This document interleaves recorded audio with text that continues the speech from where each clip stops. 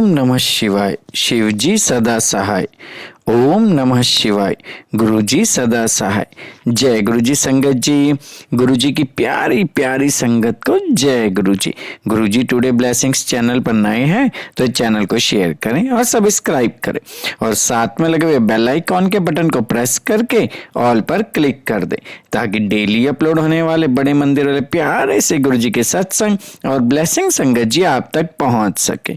अपने सत्संग गुरुजी के इस प्यारे से चैनल पर अपलोड करवाने के लिए आप डिस्क्रिप्शन बॉक्स में दिए हमारे व्हाट्सएप नंबर पर अपना सत्संग ऑडियो या वीडियो किसी भी फॉर्मेट में हमें भेज सकते हैं। जय गुरु जी।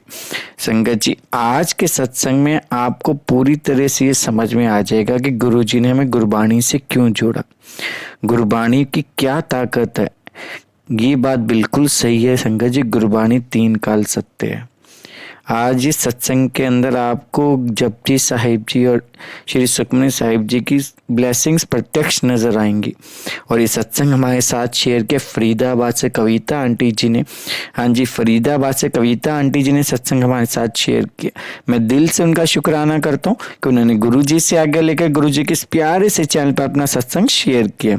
संगत जी, सत्संग 2-3 जगह पे 2-3 सेकंड के लिए आपको रुका हुआ लगेगा क्योंकि आंटी जी उस समय सत्संग शेयर करते समय भावुक हो गई थी थोड़ा, लेकिन वो बहुत प्यारा सत्संग है। लास्ट तक सुनिएगा, ज्यादा से ज्यादा शेयर कीजिएगा।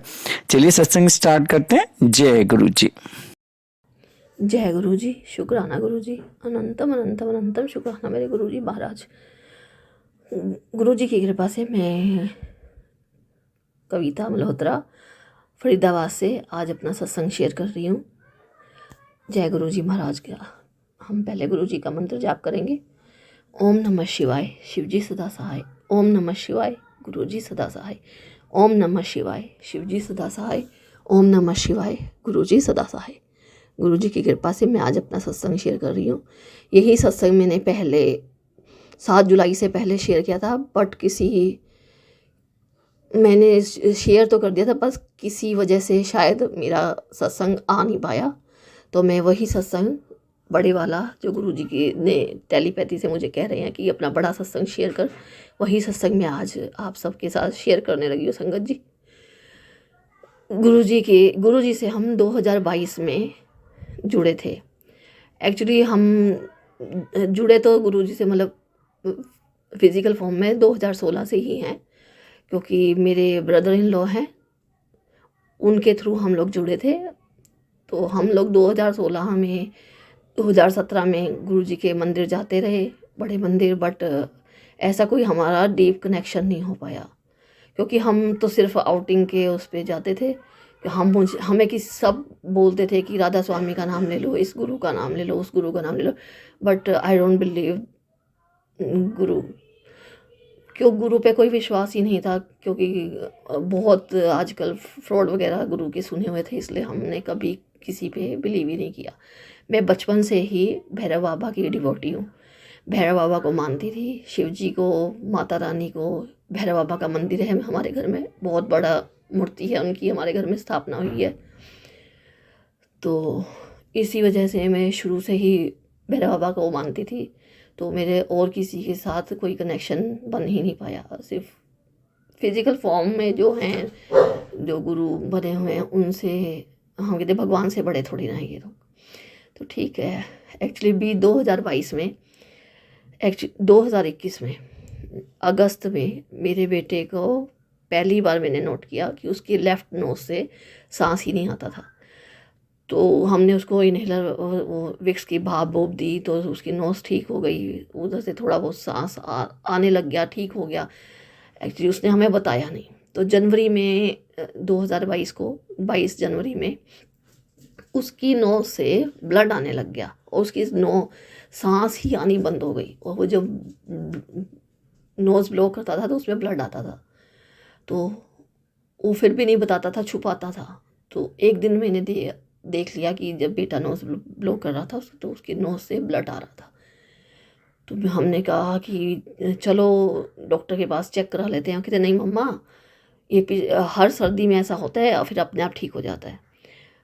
तो उस दिन काफ़ी मतलब उसके 2-3 बार मैंने देखा उसकी नोज़ से ब्लड आ रहा था। तो रात को इसके फादर को मैंने कहा कि ऐसे ऐसे इसकी नोज़ से ब्लड आ रहा है और ये मना कर रहा है कि डॉक्टर के पास नहीं जाना। तो उन्होंने कहा नहीं, सुबह मैं आप लोगों को हॉस्पिटल छोड़ के अपना कंपनी चला जाऊँगा।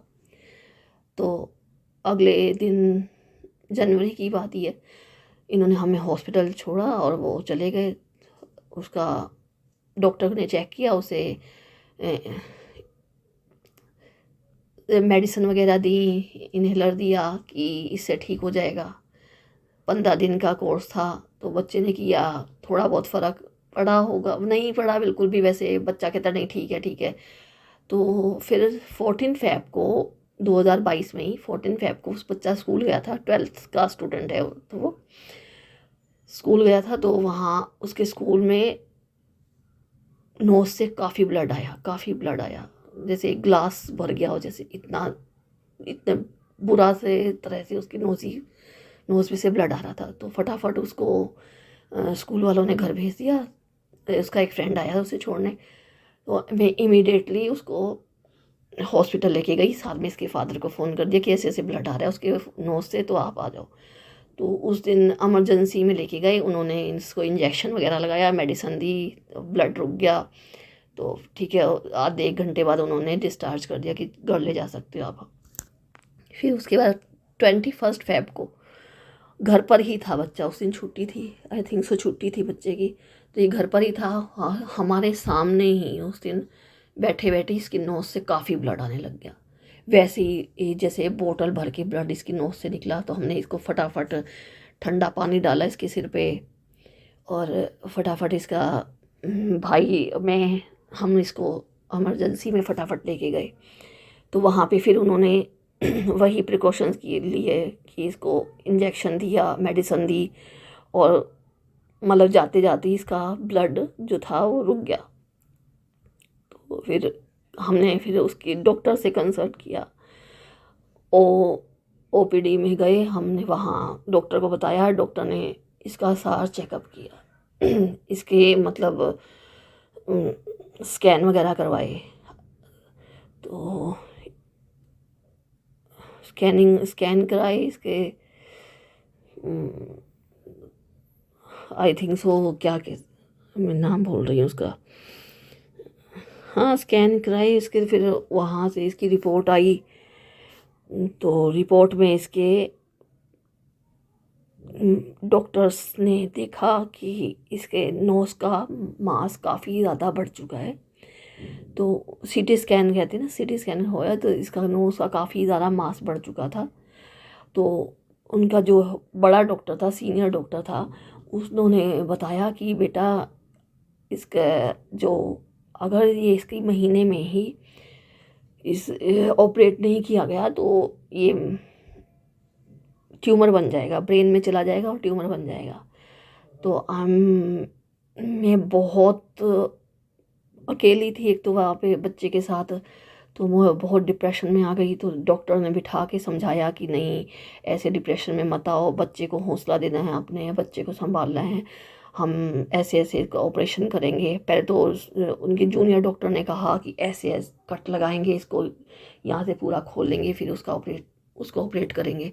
बट सीनियर डॉक्टर ने बिठा के आराम से पानी पूनी पिला के आराम से समझाया कि नहीं, बच्चे का सॉरी संगत जी, बच्चे का ऑपरेशन करना ज़रूरी है। हम इसका ऐसे नहीं करेंगे, हम होंठ के अंदर से ऑपरेट करेंगे, जो बच्चे के मुंह पे निशान नहीं पड़ेगा। तो क्या करते, फिर हमने कहा ठीक है। कहते अगले दिन कि इसके फादर को ले आना, तो हम सब के उनको बता देंगे। अगले दिन इसके फादर गए, उन्होंने पूछा, उनसे सारी इंक्वायरी करी। तो हमने ये भी कहा कि एस्कॉर्ट वगैरह में या इधर एस्कॉर्ट नहीं, दिल्ली में एम्स वगैरह में करवा लें। तो वो कहते कि खर्चा वहाँ पे सारा आपका होगा, वहाँ सिर्फ एक मेडिसिन देंगे, दर्द पेन किलर, बाकी सारा आपका खर्चा होगा। और यहाँ EIC में तो सारा गवर्नमेंट का खर्चा होगा, सिर्फ आपको ब्लड अरेंज करना पड़ेगा। हमने कहा ठीक है ओके। हम फिर क्योंकि हमारा EIC कटा हुआ है यहाँ पे, तो उन्होंने हमें कहा 5 बोतल ब्लड अरेंज करना पड़ेगा आपको सिर्फ, और कुछ नहीं। हमने कहा ठीक है ओके। तो फिर हम लोग काफ़ी परेशान में थे। तो मेरी सिस्टर इन लॉ ने मुझे कहा कविता परेशान मत हो, इसको गुरुजी के बड़े मंदिर ले चल, वहाँ मत्था टिका, वहाँ उनका जल प्रसाद पिलाओ, लंगर प्रसाद खिलाओ, चाय प्रसाद पिलाओ, तो बच्चा ठीक हो जाएगा। तो ठीक है, हम बच्चे को ले गए। फरवरी की बात है, मार्च में आई थिंक सो, हम मार्च में बच्चे को बड़े मंदिर ले गए। वहाँ से मैं लोटा ब्लेस करवा के लाई बच्चे के लिए, और वहाँ इसको मत्था टिकाया, जल प्रसाद लिया, लंगर प्रसाद खिलाया, चाय प्रसाद। और फिर अगले दिन में मंडे को जब गुरुजी के सॉरी संगत जी, अगले दिन जब हम हॉस्पिटल गए तो मैं गुरुजी से यही दुआ करी थी, गुरुजी प्लीज़ कुछ भी करो, बच्चे के कट कुट ना लगे, मतलब ऐसे ही मेडिसिन से ठीक हो जाए। तो गुरुजी से दुआ तो करी थी। अगले दिन हम डॉक्टर के पास गए तो डॉक्टर ने जाते ही हमें कहा कि अभी 2 महीने बाद हम बच्चे को ऑपरेट करेंगे, क्योंकि हमारे पास मशीनरी अवेलेबल नहीं है। हमने कहा जय गुरुजी, शुक्राना गुरुजी। बट गुरुजी, उससे पहले डॉक्टर ने हमें ये कहा था कि अगर 1 महीने के अंदर अंदर इसका ऑपरेट नहीं किया गया तो ट्यूमर बन जाएगा। तो हमने डॉक्टर से क्लियर किया कि डॉक्टर सर आपने हमें कहा था कि अगर 1 महीने के अंदर अंदर ऑपरेट ना हुआ तो ये ट्यूमर बन जाएगा। तो वो कहते नहीं, हम इसको रोकने की मेडिसिन देंगे, 2 महीने की मेडिसिन चलेगी इसकी, जो है मास जो है आगे बढ़ेगा नहीं, रिड्यूस हो सकता है बट आगे बढ़ेगा नहीं। हमने कहा शुक्राना गुरुजी, मेहर गुरुजी। उतने में हमने काफ़ी सत्संग अटेंड किए।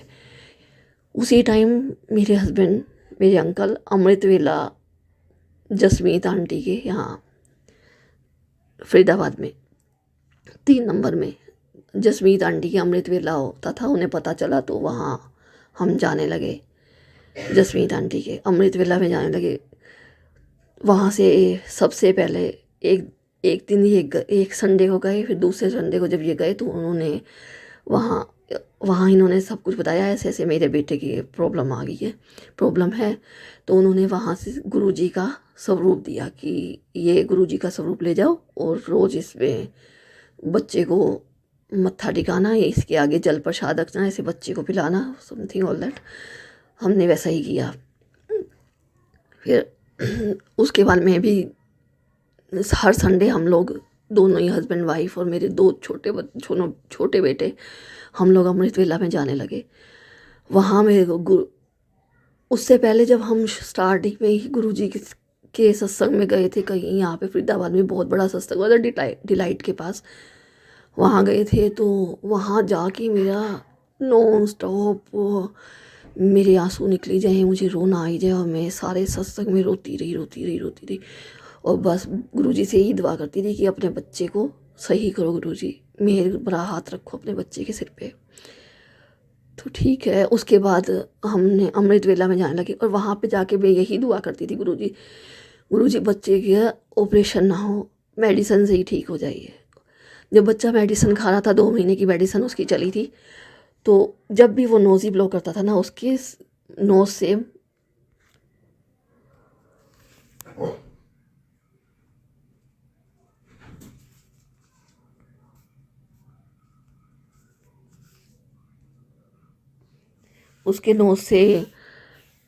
ब्लड भी आता था, ब्लड नहीं, मांस के टुकड़े आते थे खूब बड़े बड़े।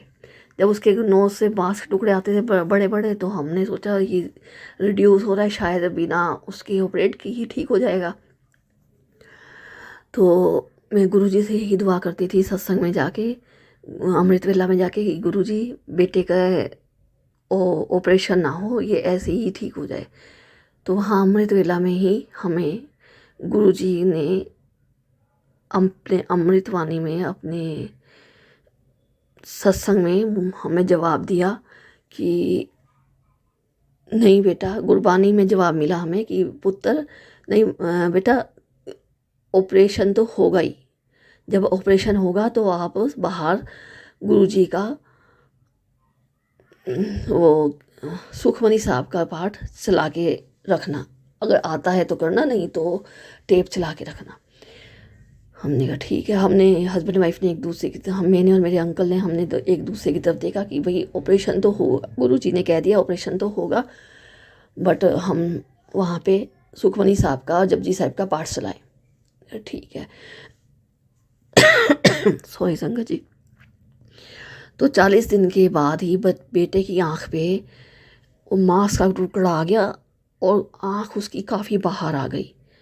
काफ़ी बाहर आने के कारण उसकी आँख में काफ़ी सूज गई और उसकी पेन बहुत था, पानी बहुत आ रहा था उसमें से, आइज़ में से, उसकी बहुत ज़्यादा पेन सिर में।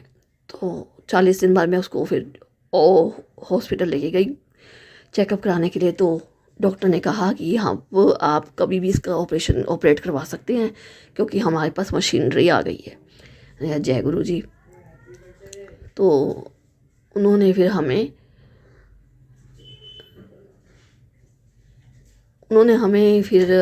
कहा कि इसको ऑपरेशन करना है।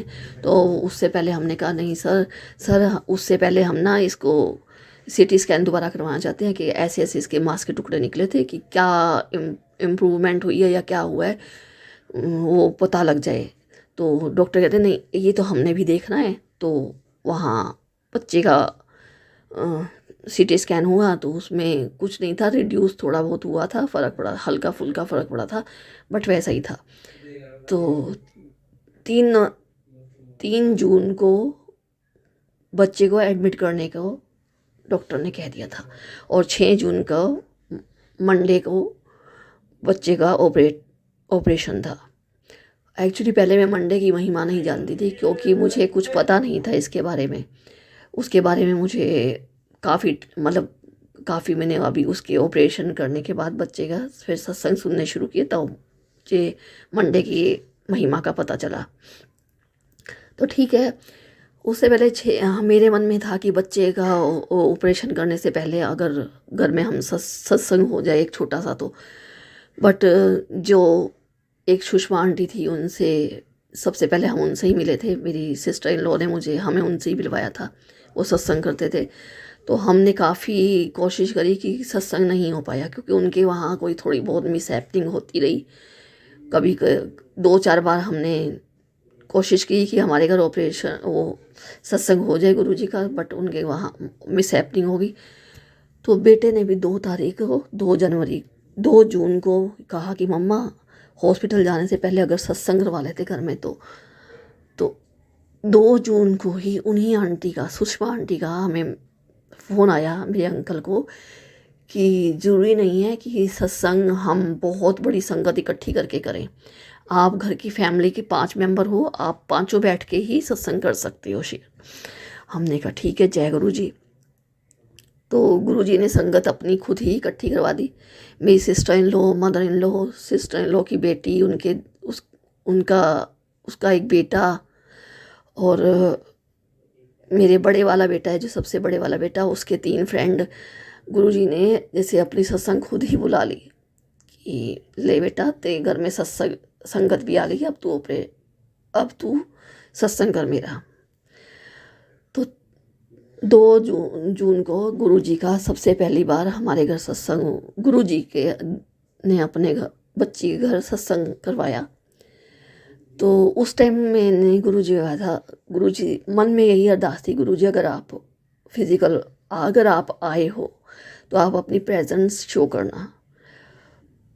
तो गुरुजी ने उसने मुझे इतनी प्रेजेंस दिखाई अपनी, मैं बता नहीं सकती आपको। सॉरी संगत जी, सॉरी गुरुजी।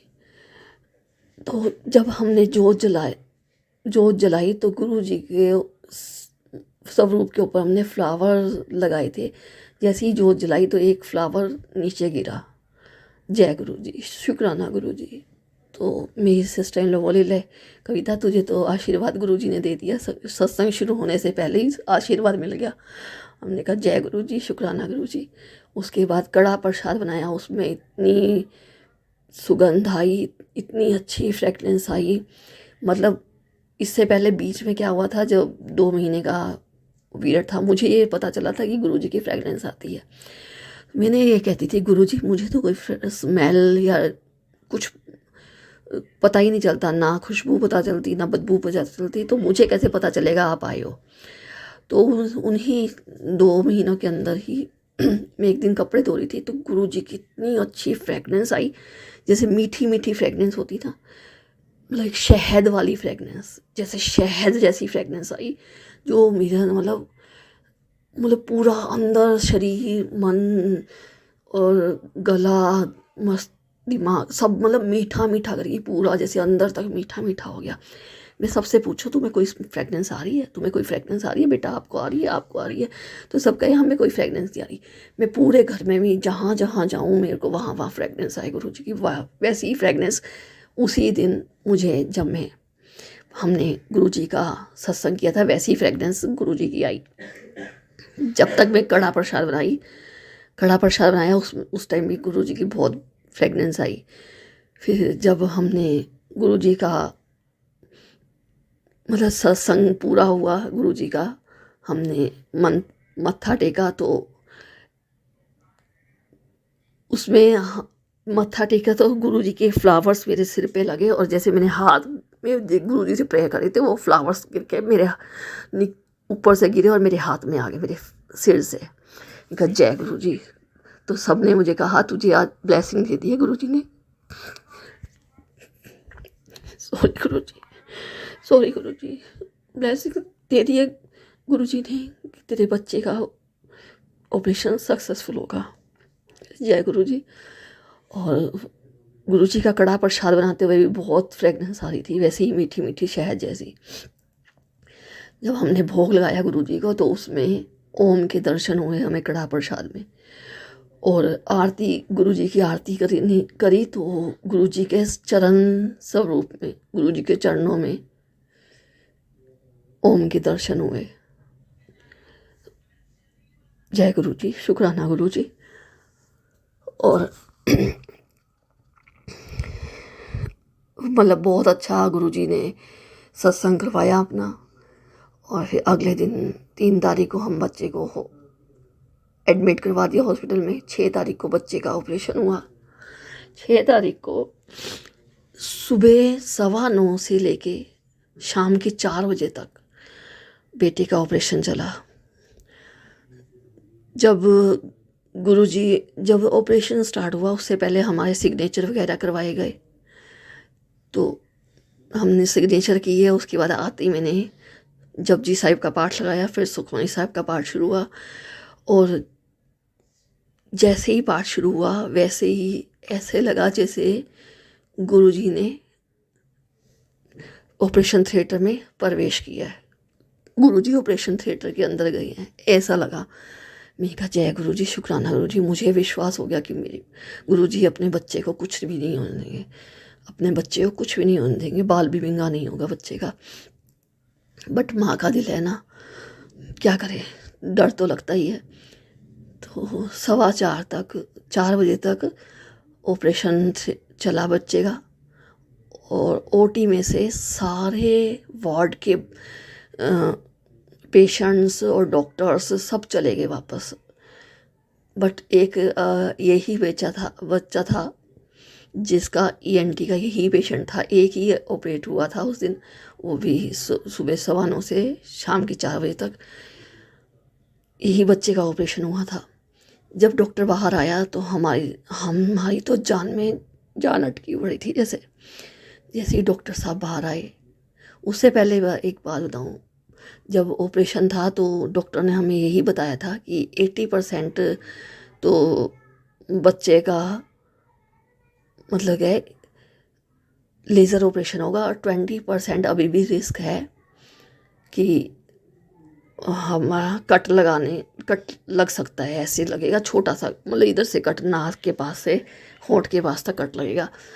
अगर 20% ब्लीडिंग बहुत हुई तो, सबसे पहले जब हम गए थे तो उन्होंने 100% कट कहा था, फिर बाद में उन्होंने 80% कहा कि लेज़र ऑपरेशन होगा और 20% रिस्क है, अगर ज़्यादा ब्लीडिंग हुई तो हम कट लगाएंगे और 2-3 दिन ही से आईसीयू में रखेंगे। हमने ओके कर दिया था। और उन्होंने कहा था कि मतलब पहले हमें 5 यूनिट ब्लड अरेंज करने को कहा था, बाद में हमें 3 यूनिट ब्लड अरेंज करने को कहा था, और बट गुरुजी की कृपा से 1 यूनिट ही ब्लड लगा, ओनली 1 यूनिट ब्लड लगा। फिर भी हमने 3 यूनिट ब्लड अरेंज कर लिया था। तो उसके बाद जब ऑपरेट कर होके डॉक्टर साहब बाहर आए तो हमने सर को कहा, सर बेटा कैसा है? कहते ही इज़ फाइन। हमने कहा सर कोई आईसीयू में? कहते किस लिए आईसीयू? कोई आईसीयू नहीं है, बेटा सही है, कोई कट नहीं लगा, 100% लेज़र ऑपरेशन हुआ है। हमने शुक्राना किया गुरुजी का, शुक्राना गुरुजी, शुक्राना गुरुजी, लख लख शुक्राना गुरुजी। आज मैं वही शुक्राना सत्संग अपने गुरुजी का शेयर कर रही हूँ। शुक्राना गुरुजी महाराज का, लख लख शुक्राना। उसके बाद सुखमनी साहब का पाठ 9:15 बजे से रेगुलर चल रहा था, और उसके बाद मैं रात को घर गई। शाम को 8 बजे जब बच्चा आईसीयू से बाहर आ गया, वो ऑपरेशन थिएटर से बाहर आ गया, हमने इसे रूम में शिफ्ट कर दिया।